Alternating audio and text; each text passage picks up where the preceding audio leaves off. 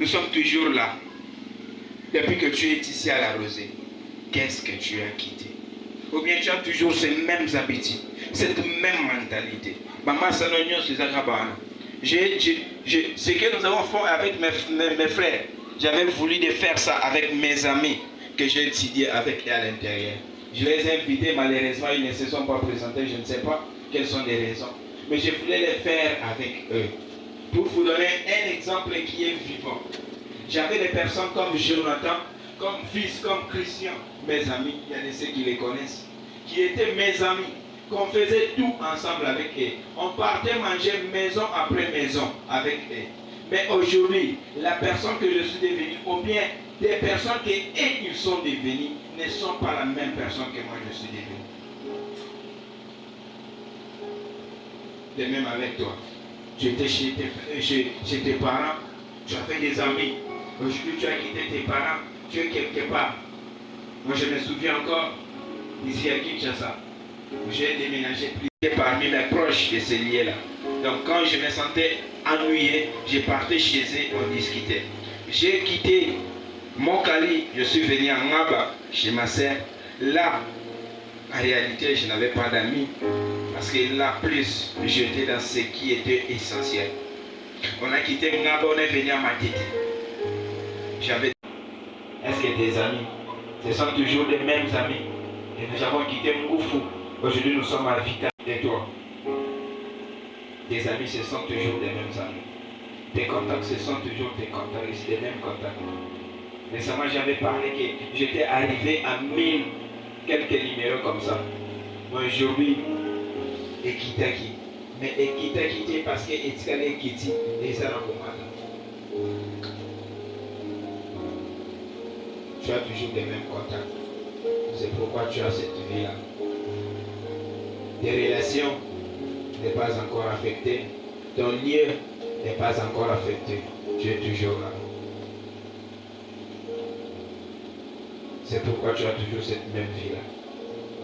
Mais il y a une possibilité de passer à une nouvelle dimension. Et cette nouvelle dimension t'attend un promesse. Comme nous venons de parler d'Abraham.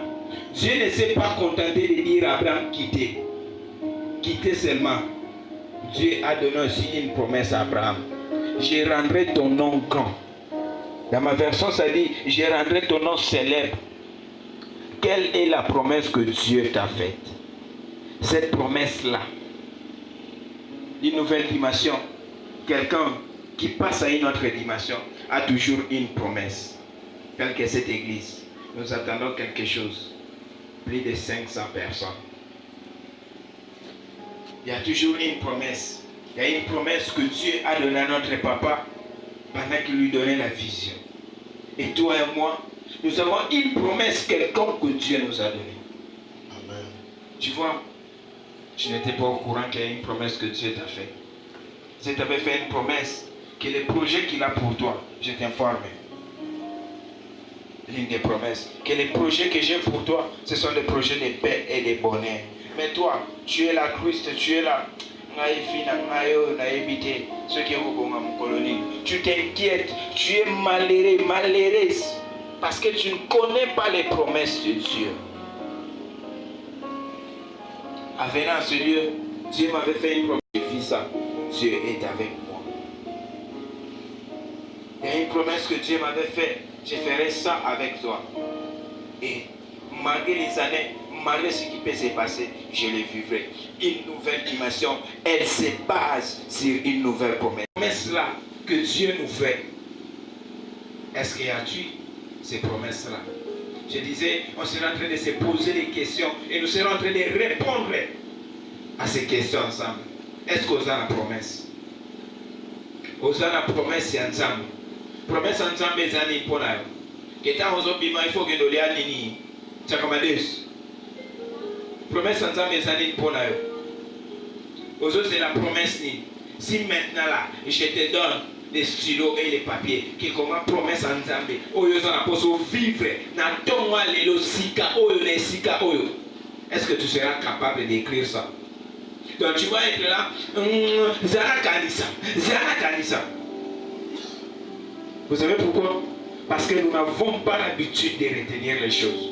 C'est pourquoi on est en train de parler que quand on vient à l'église, nous devons avoir des blocs-notes pour de quoi écrire. Ça fait longtemps que je ne savais pas que, en réalité, je n'étais pas chez Papa Héritier parce que Maman Sarah était ma sœur. Mais j'étais chez Papa Héritier parce que j'avais une mission à accomplir. Si Dieu m'autorise, je vais peut-être publier ces notes-là que j'avais écrites. Ça date de 2021, si je ne me trompe pas. Donc en fait, ma présence là, ce n'est pas d'abord parce que je suis petit frère d'eux. Mais au-delà d'être petit frère d'eux, j'ai une mission à faire. Et cette mission-là, c'est moi et Dieu, on sait. Et si moi, pendant que je suis là, je n'arrive pas à faire cette mission-là, là c'est le problème de Dieu. Moi, il m'a mis au courant. Moi, je suis au courant de la mission. Maintenant, c'est aussi quitte à moi aussi de prier et de demander à Dieu de réaliser ce qu'il a promis. Toi, as-tu des promesses? Tu es dans une relation. Tu es là dans cette relation parce qu'on t'a fait des promesses. Je vais te donner du travail. Je vais t'épouser. Quand je serai quelque part, toi aussi tu seras avec moi. Des responsables qui sont dans cette église. Parce qu'il y a aussi une promesse. Vous ne pouvez pas adhérer à une vision qui n'est pas la vôtre sans toutefois connaître la vision de la personne et les promesses de la personne. Vous savez pourquoi je suis resté là? Parce que je m'attends à quelque chose. Et la promesse que Dieu m'a faite, c'est la formation ici. De former, mais également aussi d'être formé moi-même.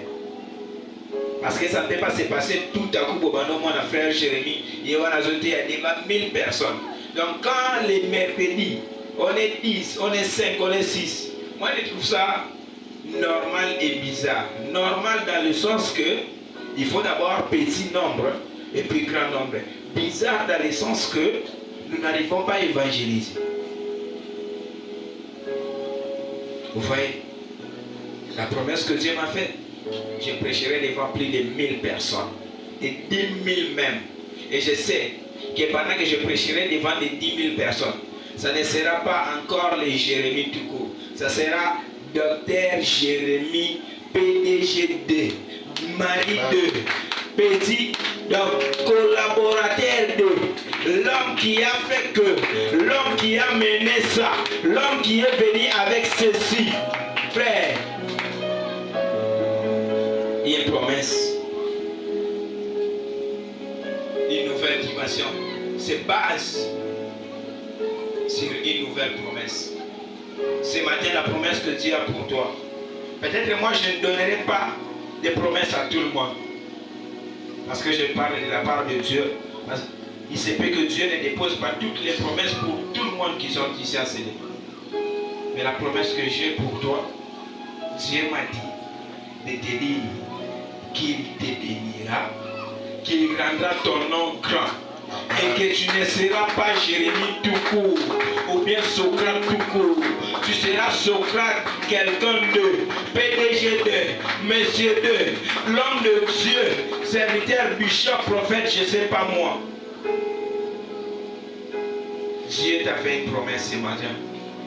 Il se peut que ta façon de prier doit changer. Il se peut que ta façon de guérir les gens, tu commenceras à guérir les gens en leur imposant tes mains. Mais tu dois connaître ces promesses-là. C'est pourquoi on dit, il y a quelqu'un qui a dit, Motuko azo vivre dans la ignorance. Ako vivra ka ba résultat na yeke bosala ka ba résultat ignorant. Ne vis pas dans l'ignorance. Sa conscience précède toujours sa manifestation.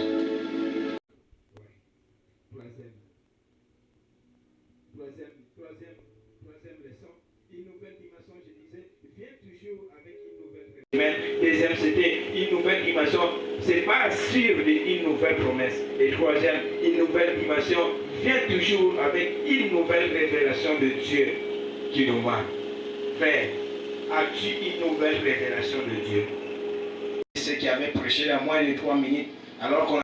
C'est toute une série d'enseignements Si Dieu nous fait grâce de revenir encore ici, nous serons en train de parler